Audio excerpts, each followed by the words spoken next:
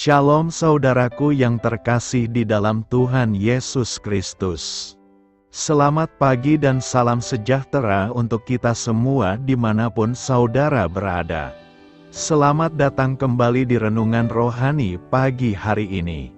Semoga saudara yang terkasih dalam keadaan sehat selalu, kiranya damai dan sukacita Roh Kudus melimpah di dalam hati dan pikiran saudara saat ini. Sebelum kita mulai renungan pagi ini, marilah kita bersama-sama berdoa. Bapa kami yang bertahta di dalam kerajaan surga, Bapa kami yang kekal dan ajaib. Terima kasih sudah membangunkan kami pada pagi hari ini. Terima kasih atas penyertaan dan perlindungan Tuhan. Kami mengucap syukur atas anugerah-Mu dan berkat-Mu. Kiranya Bapa memberkati pendengar kami yang sedang sakit, yang sedang banyak pikiran, yang memiliki banyak masalah. Kiranya Bapa menyembuhkan kami yang sedang sakit. Tuhan angkat seluruh penyakitnya, Tuhan berikan pemulihan jasmani kepada kami di sini. Apapun penyakit kami, kiranya Tuhan sembuhkan dan Tuhan pulihkan. Begitu juga saudara pendengar kami yang memiliki banyak masalah hidup, kiranya Bapa berkenan memberikan kelegaan dan pemulihan. Untuk pendengar kami yang memiliki masalah ekonomi dan berbeban berat, juga Tuhan berikan arah dan jalan hidup baru. Kiranya tangan Tuhan berkenan menjamah dan mengambil beban itu. Kami di sini memiliki masalah kami masing-masing dan kiranya Tuhan memberikan kami jalan keluar. Terima kasih Tuhan, karena karunia Tuhan aku dapat bangun dengan pagi hari ini.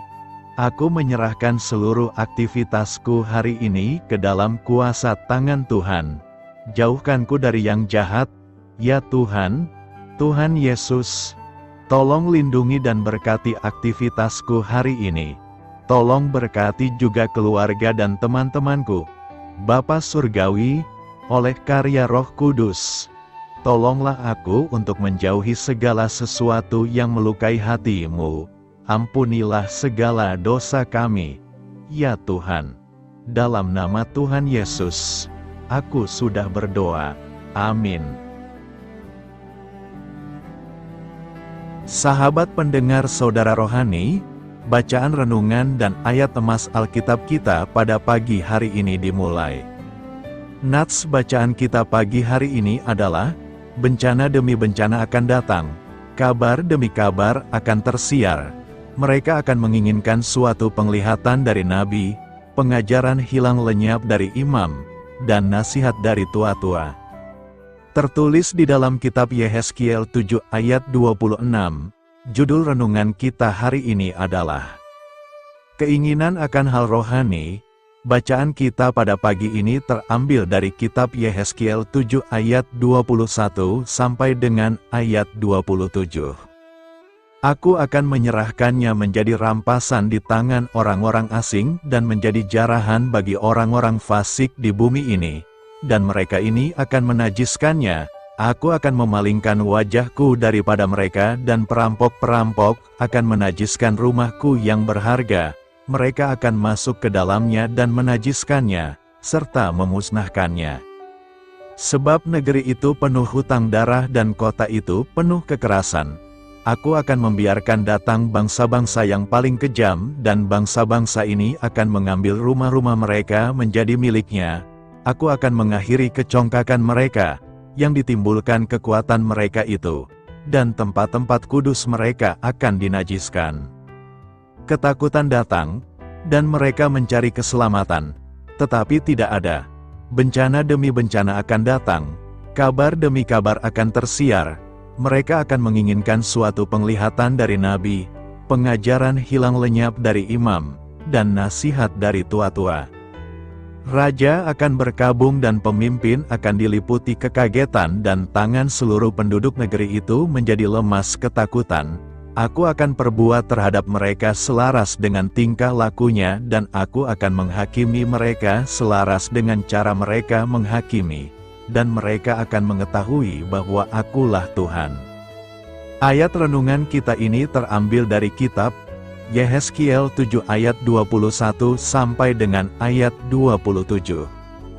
Kata bijak Alkitab hari ini adalah, carilah Tuhan selama Ia berkenan ditemui, berserulah kepadanya selama Ia dekat. Yesaya 55 ayat 6. Mari kita mulai renungan pagi kita.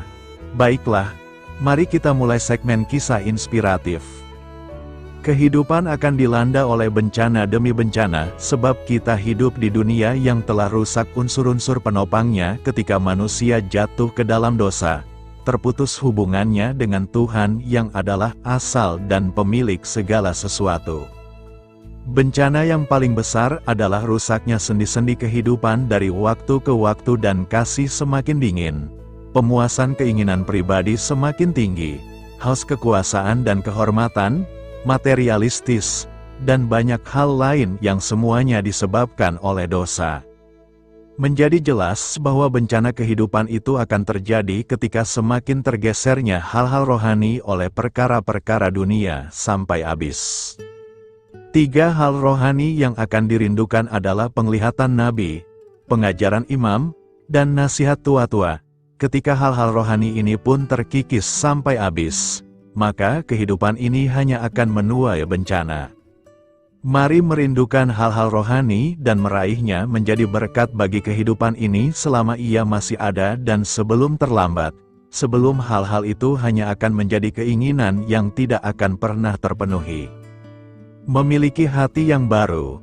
Yehezkiel 36 ayat 26 berkata, "Kamu akan kuberikan hati yang baru, dan roh yang baru di dalam batinmu, dan aku akan menjauhkan dari tubuhmu hati yang keras, dan kuberikan kepadamu hati yang taat." Jika kita perhatikan nas hari ini, maka kita akan menemukan ada 2 kata kerja, yaitu kuberikan dan menjauhkan. Apa makna dari kuberikan kamu hati yang baru? Maksudnya adalah Bapa mau kita berubah dari hati yang sebelumnya, yakni dari tidak taat atau setia dalam menjalankan apa yang sudah dirancangkan bagi hidup kita menjadi hidup yang taat dan setia. Ada sebuah kerinduan di hati Bapa agar kita mau kembali dalam jalan yang sama dengan rancangannya, karena melalui hati yang baru, barulah kita dapat memahami isi hati Bapa. Kita diberikan juga roh yang baru di dalam batin kita, menggantikan roh kedagingan yang selalu membawa kita untuk mengikuti apa yang ditawarkan oleh dunia. Setan tidak akan lagi memunculkan sosok yang menyeramkan untuk menakuti-nakuti kita. Dia juga mengikuti perkembangan zaman secara teknologi. Coba perhatikan kekuatan sosial media hari ini seiring dengan perkembangan gadget yang super canggih sudah mempengaruhi pola hidup kita, dan tanpa disadari oleh roh kedagingan perlahan tapi pasti mengajak kita masuk makin dalam kesesatan modern.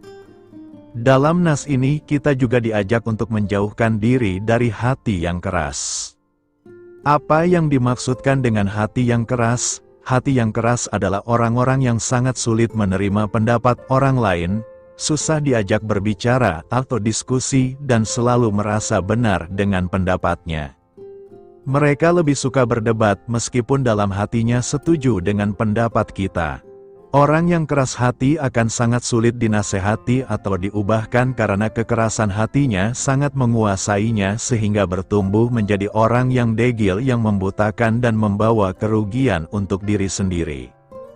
Alkitab banyak menggambarkan kelakuan orang Farisi yang terlihat sok rohani, paling suci, paling hebat, paling benar. Apakah ini hanya ada pada zaman Tuhan Yesus? Jangan heran kita pasti akan ketemu dengan orang-orang seperti ini di gereja di mana kita beribadah setiap minggu, bahkan di persekutuan atau komsel. Kalau kita membaca perjalanan Yesus dari keempat Injil pertama, banyak yang dapat dipelajari bagaimana kecewa dan marahnya Yesus dengan kelakuan orang-orang Farisi di zaman itu yang selalu membungkus diri mereka dengan hukum Taurat sehingga terkesan sangat suci dan mungkin lebih alkitabiah dari orang-orang di sekitaran kita. Perhatikan reaksi Yesus terhadap sikap seperti ini. Ia berduka cita karena kedegilan mereka, dan dengan marah ia memandang sekelilingnya kepada mereka. Markus 3 ayat 5, kekerasan hati sangat menipu sehingga membuat kita tidak peka Roh Kudus dan tanpa disadari terjebak dalam kebodohan sendiri. Kitab Amsal banyak mengajarkan kita untuk lebih berhikmat dan jauhkan kebodohan pada diri kita sendiri. Mengerti jalannya sendiri adalah hikmat orang cerdik, tetapi orang bebal ditipu oleh kebodohannya. Paulus mengajarkan hal yang sama di Perjanjian Baru kepada jemaat di Efesus untuk tidak hidup dalam kekerasan hati. Karena itu, perhatikanlah dengan saksama bagaimana kamu hidup. Janganlah seperti orang bebal, tetapi seperti orang arif. Kemudian kita ditegaskan kembali melalui firman Tuhan. Pada hari ini, jika kamu mendengar suaranya, janganlah keraskan hatimu seperti dalam kegeraman. Kegeraman biasanya timbul dari hati yang tidak pernah terpuaskan dan kecemaran muncul dari hati yang tidak terjaga dengan baik. Tanpa ada perubahan dalam kedewasaan iman kita dengan bertobat, tentunya kuasa Roh Kudus tidak akan mampu untuk mengambil alih hati yang keras. Karena itu, jauhkanlah diri kita dari hati yang keras, agar hati kita menjadi hati yang baru untuk setia dan taat melakukan kehendak Tuhan. Nubuat Yehezkiel kepada umat Israel, Yehezkiel 39 ayat 7 berkata, Aku akan menyatakan namaku yang kudus di tengah-tengah umatku Israel dan aku tidak lagi membiarkan namaku yang kudus dinajiskan, sehingga bangsa-bangsa akan mengetahui bahwa akulah Tuhan, yang Maha Kudus di Israel. Nas hari ini merupakan bagian dari nubuat yang diberikan oleh Nabi Yehezkiel kepada umat Israel selama zaman pembuangan Babel, di mana bangsa Israel dibawa pergi oleh bangsa Babel sebagai hukuman atas dosa-dosa mereka. Nubuat-nubuat dalam kitab Yehezkiel seringkali berfokus pada pemulihan dan pengudusan umat Israel, serta penghormatan terhadap nama kudus Tuhan. Ayat ini merupakan bagian dari penggambaran masa depan ketika Tuhan akan mengungkapkan kembali keagungan dan kekudusannya di tengah-tengah umat Israel. Latar belakang utama untuk ayat ini adalah bahwa selama pembuangan Babel, nama Tuhan telah dinajiskan di mata bangsa-bangsa. Israel telah mengalami hukuman dan pengasingan karena dosa-dosa mereka, yang pada gilirannya mencerminkan negatifnya nama Tuhan di mata bangsa-bangsa lain. Dengan janji ini, Tuhan menyatakan bahwa pada saatnya, Ia akan memulihkan umatnya, dan namanya yang kudus akan disucikan kembali di tengah-tengah mereka.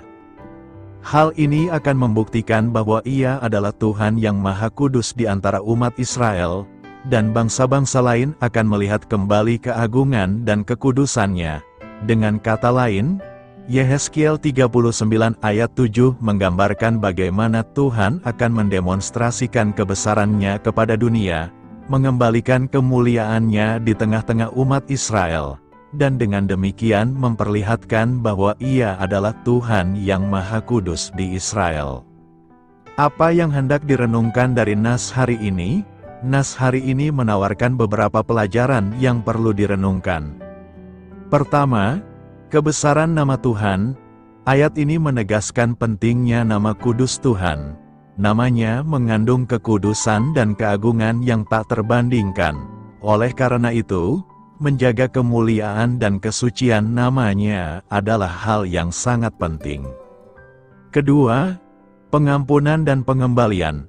Meskipun umat Israel telah mengalami hukuman dan pengasingan akibat dosa-dosa mereka, Tuhan menunjukkan bahwa Ia adalah Allah yang rahmat, yang bersedia memberikan pengampunan dan membawa pengembalian kepada umat-Nya. Ini adalah pesan harapan bahwa bahkan dalam kegagalan dan dosa, masih ada kesempatan untuk memulihkan hubungan dengan Tuhan. Ketiga, kebangkitan dan kesucian. Ayat ini merujuk pada masa depan di mana Tuhan akan mengembalikan kemuliaannya di tengah-tengah umat Israel. Ini mengingatkan kita bahwa dalam keadaan apapun, baik pribadi atau kolektif, kita dapat mengalami kebangkitan dan pemulihan jika kita mencari Tuhan dan berbalik kepadanya. Keempat, kesaksian bagi dunia. Tuhan berjanji bahwa ketika Ia menyatakan kembali nama-Nya yang kudus di tengah-tengah umat-Nya, hal itu akan menjadi kesaksian bagi bangsa-bangsa lain. Ini menggarisbawahi pentingnya hidup sebagai umat yang memberi kesaksian positif tentang Tuhan. Ketika orang melihat pemulihan dan kesucian kita, itu dapat menjadi kesempatan untuk menyatakan kasih dan kekuasaan Tuhan kepada dunia.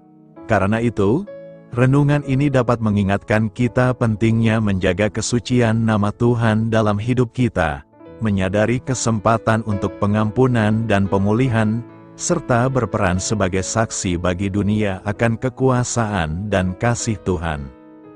Selamat berkarya untuk Tuhan, selamat memulai karya baru kehidupan untuk Tuhan. Doa saya menyertai saudara sekalian. Saya memberkati Anda, agar sewaktu Anda mencarinya dari Dia, Bapa Surgawi Anda akan memberikan bagi Anda roti harian Anda.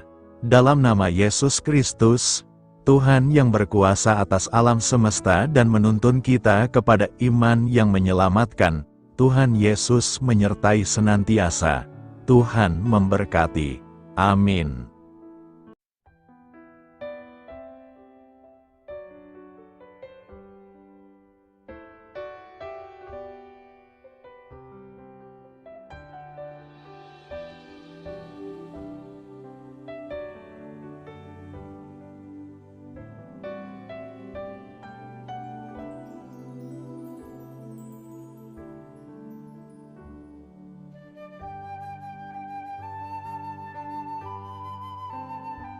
Marilah kita merenungkan perikop kita hari ini.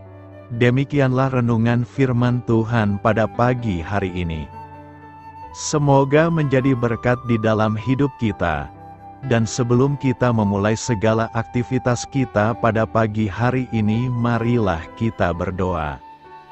Selamat pagi Bapa, malam hari telah berganti pagi, kehidupan baru telah Engkau berikan kembali bagi kami. Bapa Surgawi, tolonglah aku menyadari kebutuhan orang lain, supaya aku dapat membagikan apa yang telah Engkau berikan kepadaku. Pada saat aku membutuhkan, berilah aku keyakinan bahwa Engkau akan mencukupkanku, melalui orang-orang yang mengasihi-Mu. Bukan karena kami pantas atau layak, namun karena kasih karunia-Mu, kami boleh ada, sebagaimana kami ada di pagi hari ini. Terima kasih Tuhan atas kesempatan baru yang telah Tuhan berikan kepada kami untuk bisa memperbaiki diri agar kami bisa lebih layak di hadapan-Mu. Hari ini kami serahkan semua perkara dan kesulitan yang akan kami lalui ke dalam tangan-Mu. Biarkanlah kami bisa memuliakan-Mu dalam segala aktivitas yang akan kami lakukan. Amin. Biarlah firman Tuhan menjadi pengingat untuk kita semua, bahwa tuntunan dari Roh Kudus akan selalu memberi jalan keluar bagi setiap permasalahan hidup kita, dan memberi kedamaian di hati kita. Sampai jumpa di renungan pagi hari saudara rohani berikutnya. Kiranya Tuhan selalu memberkati saudara semua hari ini. Amin. Shalom.